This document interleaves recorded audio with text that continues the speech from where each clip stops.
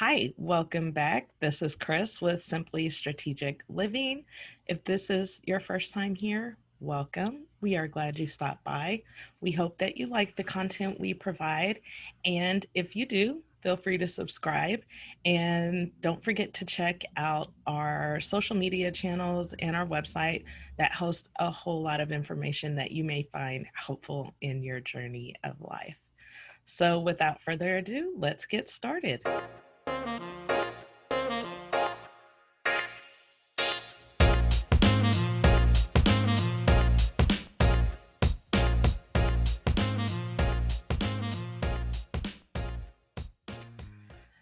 So, today we are going to talk about reaction and navigating the unexpected things that happen in life. I know that you're tired of reacting negatively to unexpected life events. Like, come on, from small things every day to these big, large, most challenging ones. In this video today, I'm going to give you 4 tips that'll help you deal with these unexpected situations in life.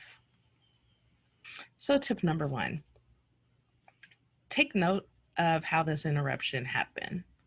Now, I don't want you to think that this is about beating yourself up or keeping score over how these things happen. It's more about identifying the behaviors and patterns that you may be giving off to the universe that will essentially help you learn and move differently in the future. None of this is bad. We definitely are not saying that you're making bad choices.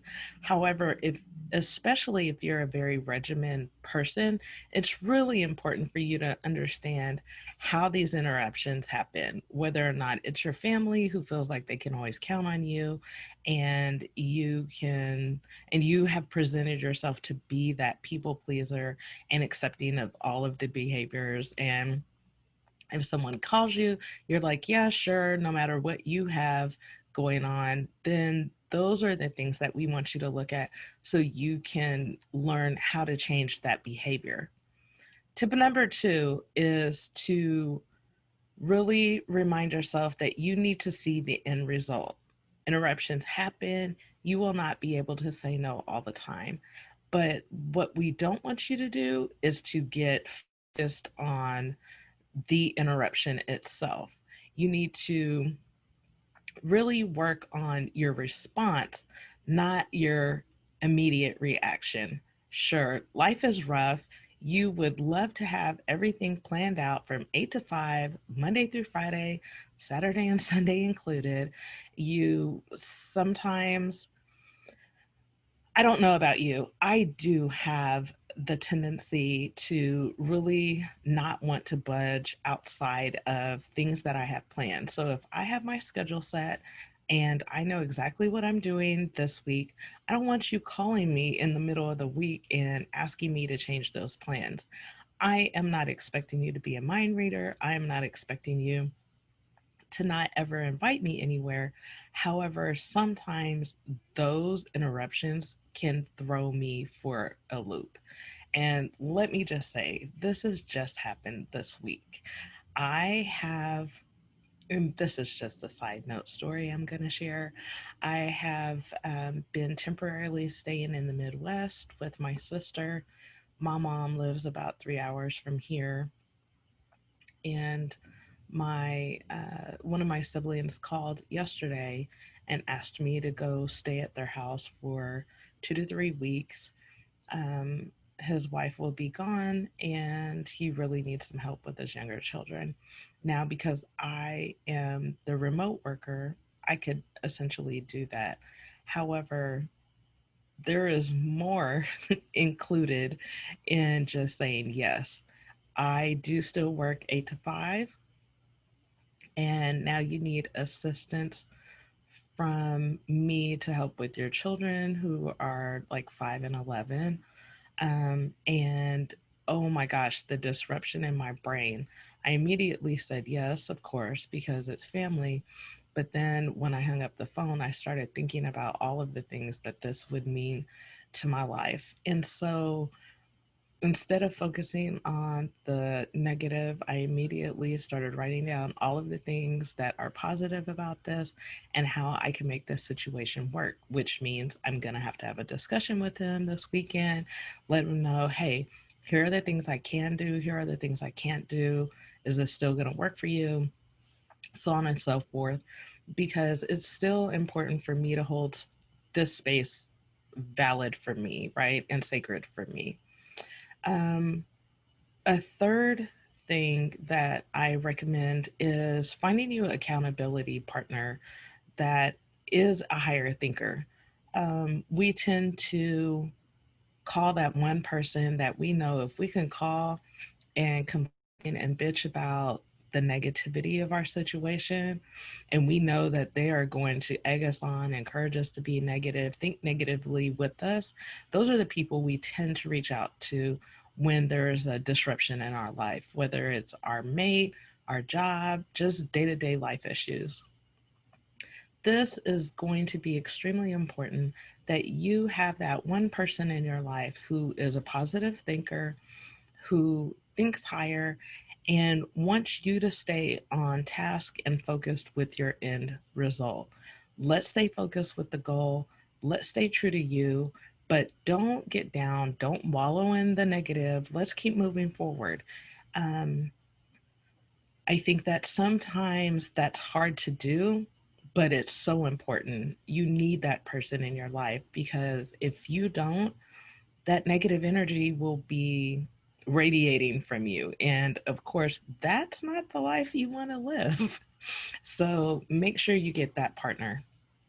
And then finally, um, start a meditation practice. I mean, if you have one and you need to increase it, do that. Meditation, prayer, whatever works for you. But write in your journal, read inspired readings, and or meditate and pray. This takes your just emotional self to a whole nother level and helps you stay grounded and positive with all of the interruptions in the day-to-day living that you have. Successful people rely on these daily meditations. They have a practice that they do from the moment that they wake up till the time that they go to sleep. And this is, you don't have to stay in prayer or meditation all day, but these people have a ritual. When they jump out of bed, first thing they do is say thank you, be grateful, write in a gratitude journal, meditate, take 5 minutes to meditate, pray, ground yourself before this day gets started. Because you know, as well as I know, when you get jolted awake, if you wake up late and have to get started in that rushed, hurry, oh my God, I'm late type of feeling, oh my gosh, your whole day is kind of shaky and it's because you're off kiltered. You didn't have time to meditate. And hello, another disruption, right? So you want to get focused on um, how you are, how you start your day, and how you react to these interruptions. Stay grounded, stay true to you, but incorporate these things in your life. Um, I can't say that you will never have interruptions. And for people, I find that for people who are really regimented and don't like to do anything outside of the box, they don't see gray. It's either black or white. This is very challenging for them. And so if you have people like this in your life, reach out to them. Ask them if they need help. How can you better assist them move past this interruption so that it doesn't delay their overarching goal?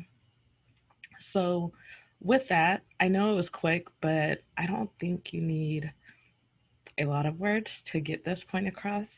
I hope that you found it helpful and just try to stay focused on the positive, and that is my interpretation of life. Again, take note of how the interruption happened. Remember to see the end result Get in an accountability partner that will help you with the higher thinking, level up your thinking so that you're not staying negative about this. And lastly, incorporate mindfulness daily, whatever it is. Meditate, prayer, journal writing, reading, singing, whatever it is that makes you happy, do that. Until the next one, don't forget to enjoy the journey.